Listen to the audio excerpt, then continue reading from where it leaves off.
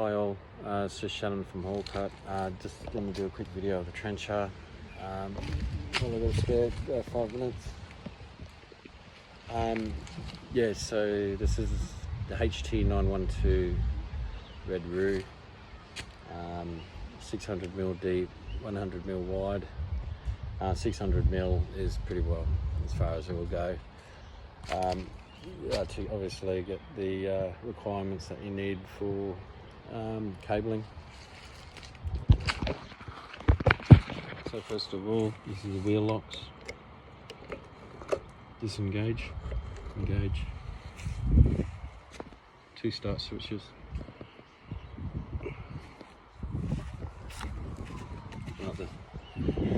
The wheel hub lock. So for neutral, it's got to be out.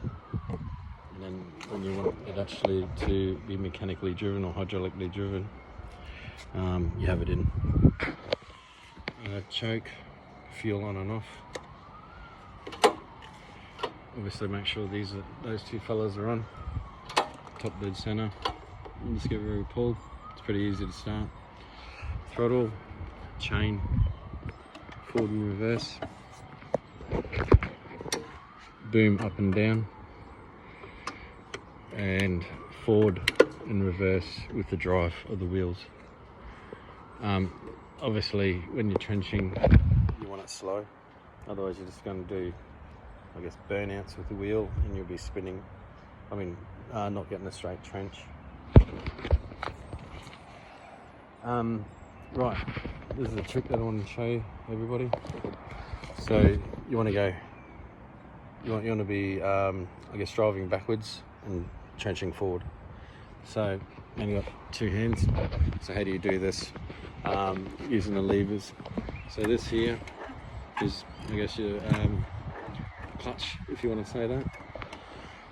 So you're wanting, once again, to trench the chain running forward. This guy here going forward, and you want to be pulling backwards, just like on that. Stick it here. So reverse slow. This lever, pull it, and then pull that lever forward. This one here. So what that does is move that top lever. So that there is basically moving your chain, or driving your chain, as well as driving the machine backwards, which is both operated from here. It sounds complex. Once you do it the first time, you'll figure it out.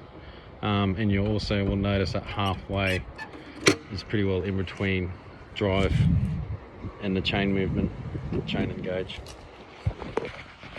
Alright, I'm going to make sure this thing's on because I keep bloody turning it off.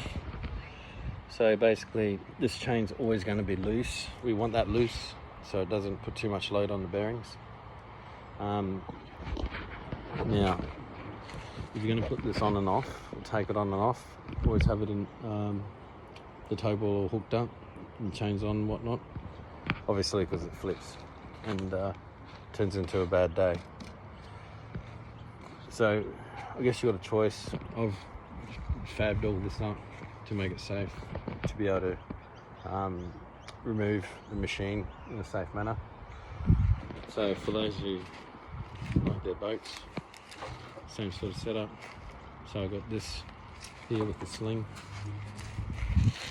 And also too, just don't have your head here, because that turns into a bad day as well.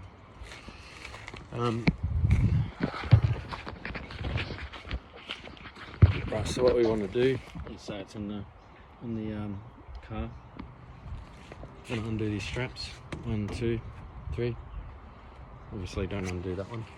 You want to undo those straps. Have this machine in neutral. Like I said, pull it out. Both sides. And what we're going to do is just crack this, bang, in this hole, and then you'll be able to, this machine will be able to, the tilt tray will tilt. So while you're doing that, you put this in neutral and by hand keep your hand on this and wind it off. you want the boom up to do this, otherwise it's going to get stuck. And then basically this thing will roll off. And I'll show you anyway on handover. I think that's all I want to show you at the moment. There's option you can drive it on, but honestly, when you guys are doing it, can you please just have someone with you? One, for safety purposes, and two, just to keep balance on the machine as it comes off, because it is 3 wheels, not 4. When putting it on, opposite way, make sure you got the gear lock on, or ratchet. Have 2 people to do this as well. I usually have this on that side of the on this side of the chain. The last guys didn't seem to do it. That's all good. I didn't seem to want to. But yeah, once again, if you can drive it on, but make sure there's 2 people on. Make sure it's not wet either. The machine looks really light, but I promise you it's not. I can't remember what the weight is, but yeah, it can cause serious injury. All right, better fly. Thank you.